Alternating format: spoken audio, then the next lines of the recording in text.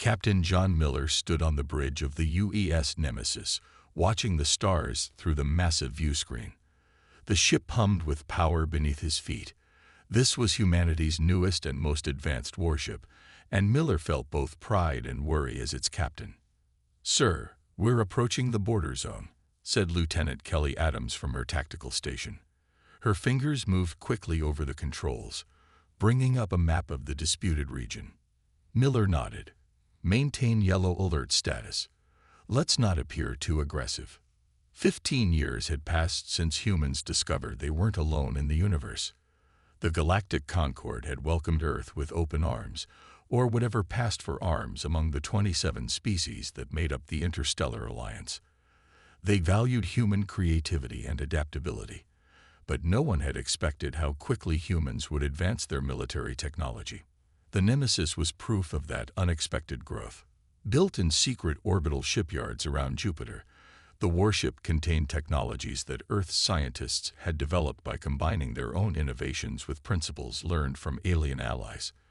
The Concorde had shared knowledge freely, never imagining how humans would transform those concepts. "Captain, I'm detecting 5 ships approaching from the Vectari border," Adams reported.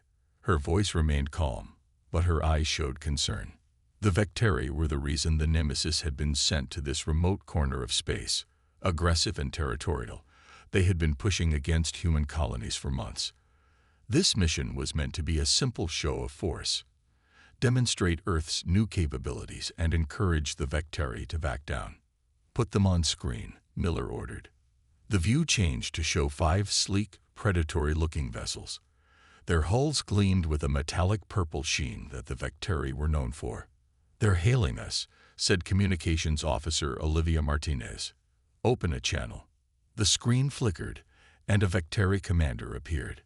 The alien's scaled face and 4 yellow eyes made its expressions hard to read for humans, but the tone of its voice translated clearly enough.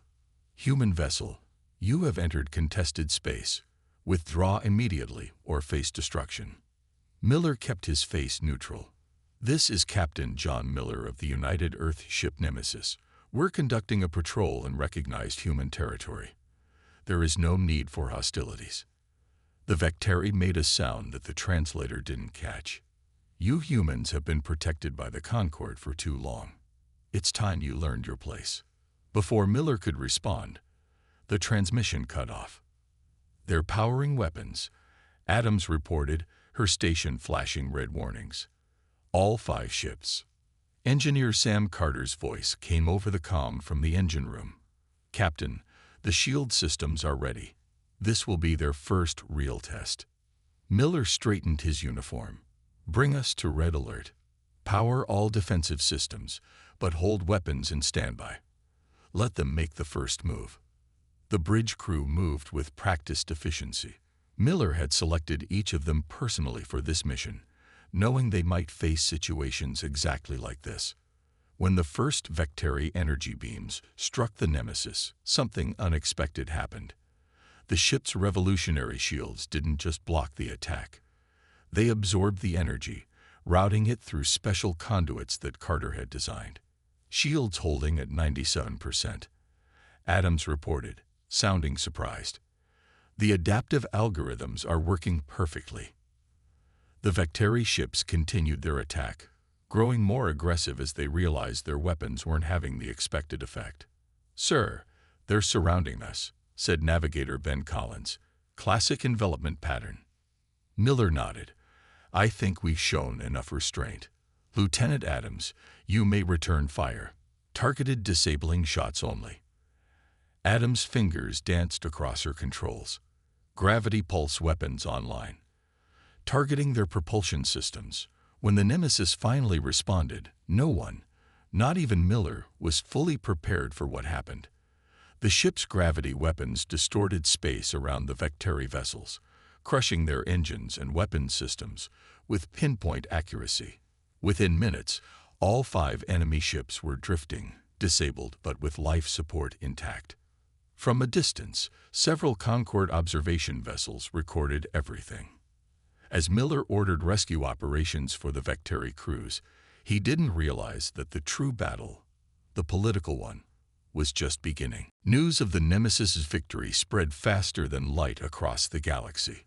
Within days, every species in the Galactic Concord was talking about the human warship that had defeated 5 Vectari vessels without suffering any significant damage. Lieutenant Kelly Adams watched the alien news feeds in the ship's mess hall with growing concern. The way other species described the Nemesis made it sound like a monster, not a ship. "They're afraid of us," she said to Sam Carter as he joined her with a tray of food. Carter nodded, dark circles under his eyes, showing how little he had slept since the battle. "They should be. The gravity weapons performed better than even I expected." As the ship's lead engineer, Carter had helped design many of the Nemesis's systems. He understood better than most just how powerful the ship really was. "Captain wants to see all senior officers in the briefing room," Security Chief Frank Murphy announced as he walked past their table. "Concord Assembly is in emergency session about us." Across the galaxy, in the Grand Hall of the Concord Assembly, Earth's Ambassador Susan Wright stood before representatives of 27 alien species. The massive chamber buzzed with angry voices. "The human vessel used restricted technology," shouted the Zentari delegate, his blue skin flushing purple with anger. "Weapons that manipulate gravity are banned under Treaty 5890. Ambassador Wright kept her voice calm. "No such restriction was included in Earth's membership agreement. We cannot be bound by rules we were never informed of." This caused an even louder uproar.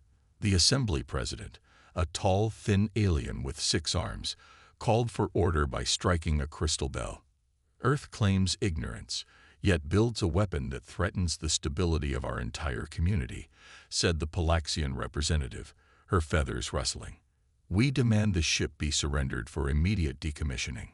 Back on the Nemesis, Captain Miller and his senior staff watched the transmission with grim faces.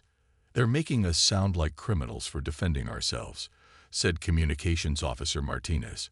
She had been monitoring all channels since the incident. Miller rubbed his chin. "The Vectari attacked us first. The recordings prove it." "Doesn't matter," said Intelligence Officer Lisa Brooks, speaking up from the corner of the room. Her job was to understand alien politics. "The issue isn't what we did, but what we can do. The Nemesis scares them." Brooks pulled up data on her tablet. "I've intercepted communications between several Concord species. 3 different battle groups are quietly mobilizing.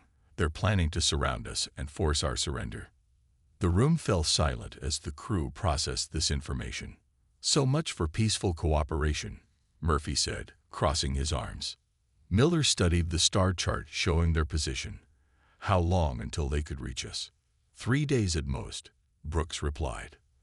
On the main screen, Ambassador Wright was still fighting Earth's case, but it was clear she was losing ground. "The Nemesis represents humanity's right to protect itself in a dangerous galaxy," she argued. "We developed these technologies through our own research." This wasn't entirely true. Carter shifted uncomfortably in his seat. The core principles behind the ship's most advanced systems had come from studying artifacts found on Mars decades ago. Earth had kept that discovery secret, even from the Concord. "The Assembly has voted," announced the President. "By majority decision, the human vessel designated Nemesis is classified as a Class 1 prohibited weapon system under Concord law. Earth is ordered to surrender the ship for decommissioning within 30 standard days." Miller switched off the screen. "Opinions?" he asked his crew. "If we surrender the Nemesis, Earth loses its best defense," said Adams. "The Vectari will see it as weakness." "If we don't surrender, we could be expelled from the Concord," Brooks countered. "We'd lose all our allies." Miller stood up and walked to the viewport, looking out at the stars. "Contact Earth Command. We need new orders." As the message was sent, Miller couldn't shake the feeling that the Nemesis had crossed a line from which there was no return. The galaxy had seen what humans were capable of, and they were afraid. The official ultimatum arrived 3 days later. Captain Miller gathered the entire crew in the Nemesis's large hangar bay to hear the news. 400 men and women stood in neat rows, waiting to learn their fate. The Galactic Concord Security Council has made its final decision, Miller said, his voice echoing in the large space. Earth has 30 days to surrender the Nemesis for complete decommissioning. If we refuse, Earth will be expelled from the Concord and face possible military action. A murmur ran through the assembled crew. Miller raised his hand for silence. Earth's leaders are still debating our response. Until they decide, we have been ordered to remain in neutral space and avoid all contact with other vessels. Back on Earth, that debate was growing heated. In a secure room deep beneath the government complex in New Geneva, Defense Secretary Alan Cooper faced off against Admiral Paul Johnson. We must comply with the Concord's demand, Cooper argued. We can't risk losing our place in the galactic community. The trade agreements alone are worth more than one ship. Admiral Johnson slammed his fist on the table. The Nemesis isn't just a ship. It's the only real protection we have. The Vectari were just the first. What happens when another aggressive species decides humans are easy targets? We can build other ships, Cooper said. Less threatening ones. It took us 10 years to develop the technologies in the Nemesis, Johnson replied. If we give them up now, we'll never get them back. President Ellen Ward listened to both sides without speaking. The final decision would be hers alone. Meanwhile, aboard the Nemesis, Chief Medical Officer Grace Wilson was troubled by what she was seeing in her sickbay. 3 crew members had reported unusual symptoms after the battle with the Vectari. Nothing serious. Headaches, tingling sensations, vivid dreams, but the pattern concerned her. She ran detailed scans on Ensign Rand Peters, who had been working in the gravity weapon control room during the fight. Hold still, please, she said as the scanner hummed over his body. The results made her frown. Tiny structures had appeared in his cells, nothing she had ever seen before in human biology. They appeared to be some kind of technological integration at the microscopic level. Wilson immediately went to Captain Miller's office to report her findings. It's happening in everyone who was in direct contact with the ship's core systems during the battle, she explained, showing him the scans. The technology is somehow bonding with them at a cellular level. Miller stared at the images. Is it dangerous? I don't know yet, Wilson admitted. The affected crew members feel fine. Better than fine, actually. Peters said he can now sense the ship's systems without looking at displays. Before Miller could respond, a priority message came through from Earth Command. His face grew serious as he read it. Get the senior staff together, he told Wilson. We have new orders. 15 minutes later, the ship's top officers sat around the conference table as Miller explained. Earth has officially agreed to comply with the Concord's demand, he said. Publicly, they're announcing that the Nemesis will be surrendered for decommissioning. The officers exchanged troubled glances. Publicly? Asked Lieutenant Adams, picking up on the keyword. Miller nodded. Our actual orders are different. We're to take the Nemesis beyond Concord space and establish a hidden base of operations. Earth will appear to comply while secretly maintaining our strategic advantage. They want us to disappear, said Communications Officer Martinez. Become ghosts. What about our families? Navigator Collins asked, his voice tight with emotion. Are we just abandoning them? Earth Command promises they'll be cared for, Miller replied, though he couldn't hide his own doubts. Intelligence Officer Brooks studied the captain's face. Sir, what do you think we should do? Miller looked around at the people who had served under him faithfully. I think we need to decide together. This affects all of us. As they debated their future, the Nemesis drifted in the emptiness of space, its revolutionary systems quietly continuing to evolve in ways that none of them yet fully understood. Captain Miller gave the crew 12 hours to think about their options. The choice was simple but terrible. Return to Earth and surrender the Nemesis, or follow their secret orders and become exiles in the far reaches of space. Miller sat alone in his quarters, reading messages from his wife and son back on Earth. They had no idea what was happening. If he chose to run with the ship, he might never see them again. A soft knock interrupted his thoughts. Lieutenant Adams stood in the doorway. "The crew wants to meet in the hangar bay, sir. Everyone." Miller nodded and followed her through the ship's corridors. As they walked, he noticed how the lights seemed to brighten slightly as they passed, as if the ship itself was responding to their presence. The entire crew had gathered again in the hangar. This time, instead of standing in formation, they were in loose groups, talking quietly among themselves. They fell silent when Miller entered. "I assume you've all been discussing our situation," he said, his voice carrying across the large space. Navigator Ben Collins stepped forward. "Sir, many of us have families back on Earth. Children, parents, spouses. If we disappear, what happens to them?" "Earth Command promises they will be taken care of," Miller replied, though he knew how hollow that sounded. "And what happens to Earth if we surrender our only real defense?" Security Chief Murphy countered. "The Vectari and others will see it as weakness. They might attack our colonies or even Earth itself." The crew began to argue among themselves, voices rising. Miller let them talk, knowing they needed to work through their feelings. Finally, Ensign Ryan Peters spoke up. The young man rarely talked in large groups, but now everyone turned to listen. "Something is happening to the ship," he said. "And to us. I can feel it. The Nemesis isn't just a machine anymore. It's becoming something more." Dr. Wilson stepped forward. "He's right. The technology is integrating with the crew, especially those who work directly with the advanced systems.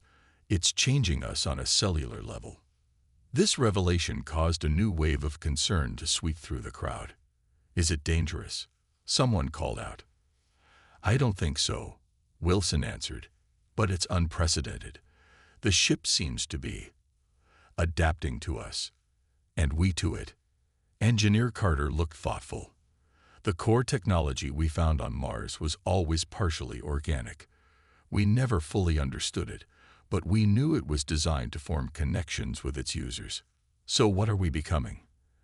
Adams asked the question everyone was thinking. Before anyone could answer, alarms blared throughout the ship. Martinez rushed to a communication panel. "Captain, long-range sensors are detecting multiple ships approaching our position. At least 30 vessels from 5 different Concorde species." Miller accessed the tactical display. The approaching fleet was massive, far more than should have been possible to assemble so quickly. "They're not waiting 30 days, he said grimly. "They're coming for us now." The crew looked at him, waiting for a decision. In that moment, Miller realized that the debate was over. Events had forced their hand. "Battle stations," he ordered. "Prepare for emergency jump to coordinates Echo 97. The crew moved with purpose, no longer uncertain. Whatever their personal feelings, they were now united by a common threat. "Sir," Adams said quietly as they headed for the bridge, "Echo 97 is beyond the mapped regions. No human has ever gone that far." "That's the point, Lieutenant," Miller replied. "They can't follow us if they don't know where we're going." As the crew prepared for the jump, Miller felt something strange, a subtle awareness of the ship around him, as if it were an extension of his own body. The sensation was both disturbing and oddly comforting. "Captain," Engineer Carter called from his station, "the drive is responding faster than normal. It's almost like it knows what we want to do." Miller gripped the arms of his command chair. "Take us out, Mr. Collins. Maximum speed." The Nemesis turned away from Earth and accelerated toward the unknown. The Nemesis jumped into faster-than-light travel just as the first Concorde ships entered weapons range. The stars stretched into lines of light, and then the view outside changed to the swirling colors of hyperspace. "They're following us," reported Lieutenant Adams from the tactical station. 6 ships made the jump right after we did." Captain Miller nodded. A simple escape wasn't going to work. Time to try something more complex. "Mr. Collins, prepare for Jump Sequence Alpha." Jump Sequence Alpha wasn't a standard evasion pattern. It was something Miller and Adams had created together during the long quiet hours between stars. a complex series of rapid jumps through heavily traveled shipping lanes, designed to confuse pursuit. "Ready, sir," said Collins, his fingers moving quickly over the navigation controls. "Execute." The Nemesis dropped out of hyperspace into a busy trade route, startling the cargo ships that moved slowly through the area. Before the Concorde vessels could adjust, the warship jumped again. In rapid succession, the Nemesis made 5 more jumps, each one lasting less than a minute. With each jump, Engineer Carter reported something strange. "Captain, the drive is getting faster," he said during the brief pause between the 3rd and 4th jumps. "The recharge time is half what it should be." "Is that safe?"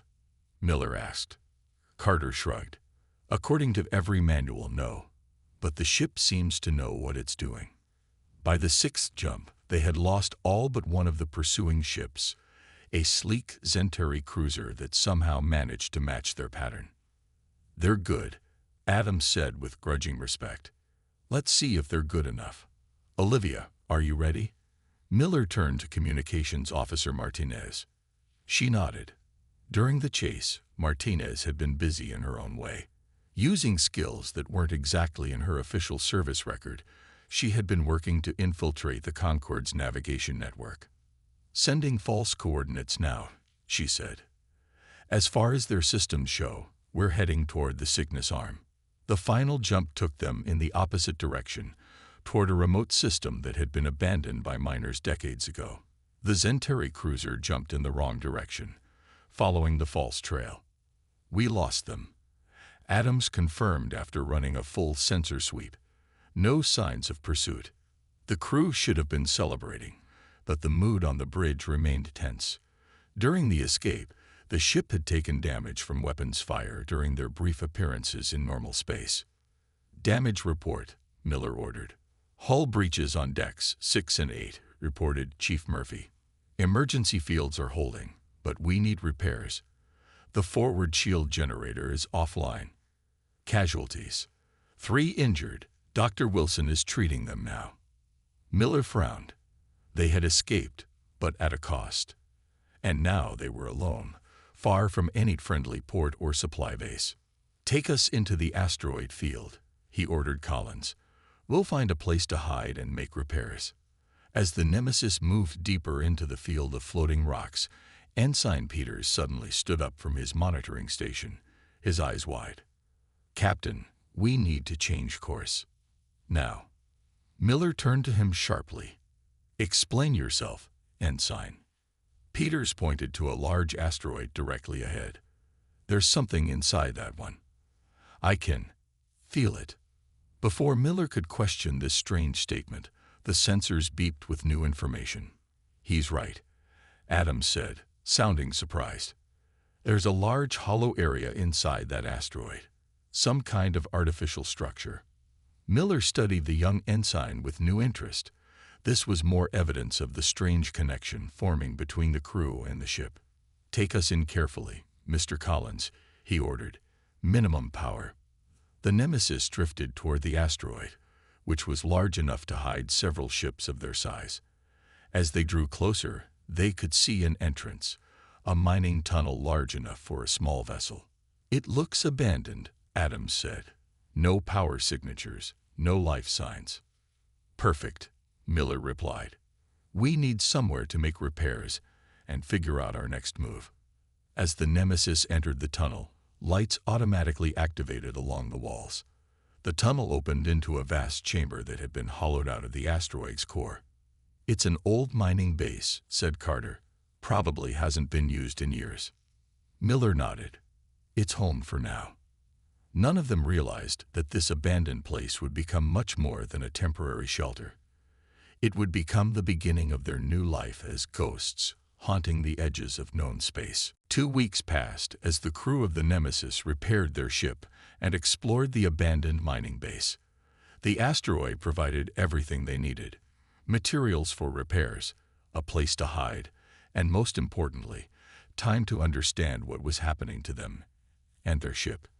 Engineer Carter and Dr. Wilson worked together in a makeshift lab they had set up in what had once been the miners' medical facility. Before them on a display screen were microscopic images of cells from different crew members. "It's happening to all of us now," Wilson said, pointing to the tiny structures that had appeared within the cells. "Not just the ones who work directly with the core systems." Carter nodded. "The integration is spreading, and it's changing the ship too." He pulled up another screen showing the internal structure of the Nemesis. Parts of the ship that had been purely mechanical were developing organic components. Systems that had been separate were connecting in new ways. "What exactly did we find on Mars?" Wilson asked quietly. Carter looked around to make sure they were alone. "The truth. We don't know. The artifacts were ancient, millions of years old. They contained technology that seemed to blur the line between organic and mechanical. Earth kept it secret because we didn't want the Concorde to know what we had. And now that technology is changing us," Wilson said, a hint of fear in her voice. "Changing us or evolving us?" Carter wondered. In another part of the base, Captain Miller was meeting with Adams, Brooks, and Martinez to discuss what they had learned about the outside world. "Martinez has managed to tap into Concorde communications," Miller explained. "What have you found?" Martinez looked tired from days of monitoring signals. "Earth officially handed over a ship called Nemesis to the Concorde for decommissioning. There was a big ceremony and everything." "A fake," Adams said. Martinez nodded. "They gave them a replica, a shell with some basic systems, but none of the advanced technology.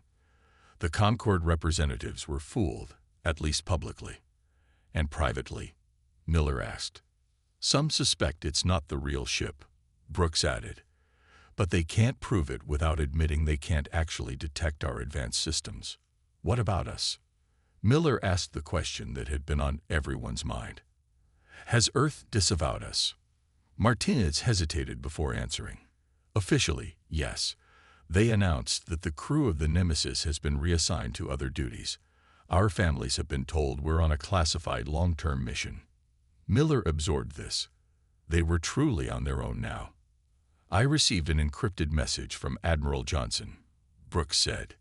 "It came through channels so secure I'm not even sure how they managed it." She handed Miller a datapad. The message was brief. "You are still Earth's shield, even if Earth cannot acknowledge you. Protect our interests from the shadows. We will send coordinates when needed." So that was their new purpose, to be ghosts, appearing when Earth needed protection, then vanishing again. As Miller was considering this, Ensign Peters rushed into the room. "Captain, you need to see this," he said.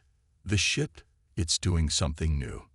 Miller followed Peters to the docking area where the Nemesis was connected to the asteroid base. A crowd of crew members had gathered, staring at the ship's hull. The metal was moving, shifting like a living thing. In places, it had taken on a faint bluish glow. And most strangely, the damage from their escape, the hull breaches and burned sections, was healing itself. "It started about an hour ago," Peters explained. "I felt it happening and came to see." Carter pushed through the crowd, scanner in hand. "The molecular structure is rearranging itself," he said with a mixture of awe and scientific excitement. "The ship is repairing itself using materials we brought on board." "Is it safe?" Miller asked. "I think so," Carter replied. "It feels right somehow." Miller realized that Carter had used the word "feels" rather than a more scientific term. More evidence of the growing connection between the crew and their vessel. "Sir," Adams said, joining them, "I think we need to accept that the Nemesis isn't just a ship anymore. And maybe we're not just its crew." Miller nodded slowly. The truth was becoming clear. They were becoming something new, something the galaxy had never seen before. 6 months passed. The Nemesis and its crew had become legends, ghost stories told in spaceports across the galaxy. They would appear without warning to defend human interests, then vanish before anyone could track them. The ship had changed dramatically. Its hull now shimmered with a faint blue glow. Inside, corridors had reshaped themselves to be more efficient. Systems that once required manual operation now responded to the crew's thoughts. The crew had changed too. Their eyes had developed a slight luminescence in the dark. They could feel the ship around them, sense its needs and capabilities. They had become part of the Nemesis, and it had become part of them. From their hidden network of abandoned mining bases and forgotten outposts, they watched the galaxy. Captain Miller had established a command center in the largest asteroid base, which they now called Haven. "Incoming transmission from Earth," announced Martinez, who had expanded her communication array to pick up signals from incredible distances. "Admiral Johnson, Priority 1. Miller nodded, and the message appeared on the main screen. Admiral Johnson looked older than he had 6 months ago, the stress of his secret mission evident on his face. "The Vectari have launched a major offensive against New Terra," Johnson said without preamble. "Our main colony is under attack by a fleet 3 times the size of anything we've faced before. Standard defenses are failing. If New Terra falls, Earth itself could be next." The message ended. Miller looked around at his senior officers, who had gathered in the command center. "Opinions?" he asked, though he already knew what they would say. "We go," said Adams simply. "That's why we're out here." "It's a trap," Brooks warned. "The Vectari know about us now. They've probably set up sensors to detect our approach." "Then we give them something to detect," Miller decided. "Mr. Carter, how are the new systems performing?" Carter smiled. In the months of exile, he and the ship had developed capabilities that would have been impossible to design intentionally. "Better than I could have imagined, Captain. The quantum displacement field is ready for real-world testing." "Good," Miller said. "Let's show the galaxy what humans and their technology can really do." 20 hours later, the Nemesis dropped out of hyperspace at the edge of the New Terra system. The scene before them was grim. A massive Vectari fleet surrounded the human colony world. Ground defenses were failing, and the few Earth ships still fighting were badly outnumbered. "They're detecting us," Adams reported. "Multiple ships are breaking off to intercept." "Activate quantum displacement," Miller ordered. Carter touched a control, but it was more than a physical action now. He connected with the ship through the bond they shared, directing its power with his mind as much as his hands. The Nemesis shimmered and then seemed to split into 5 identical ships. Each copy moved in a different direction, all of them perfectly real to sensors. "How is this possible?" Adams whispered, even though she had helped develop the theory behind it. "The technology from Mars was designed to manipulate reality itself," Carter explained. "We're not creating illusions. We're actually existing in multiple states simultaneously." The Vectari ships fired on all 5 versions of the Nemesis, but their weapons passed through 4 of them. Only the real ship, which kept shifting its position among the copies, could be affected. Miller felt the crew around him, all of them connected through the ship. They moved as one entity, each person handling their role with perfect coordination. The Nemesis danced between enemy vessels, its gravity weapons disabling Vectari ships with surgical precision. Within an hour, the battle was over. The Vectari fleet retreated, leaving their disabled ships behind. As Earth forces moved in to secure the system, Miller opened a channel to the Concord Assembly, which had been watching the battle through observation vessels. "This is Captain John Miller of the UES Nemesis," he said, his voice calm and clear. "We are not your enemy. We have no interest in conquest or aggression, but we will defend humanity, regardless of what you have banned." He paused, looking around at his crew, people who had given up their old lives to become something new. "We are the next step in human evolution, the union of human creativity with technology beyond your understanding. You cannot ban us, because we are what all of you will someday become."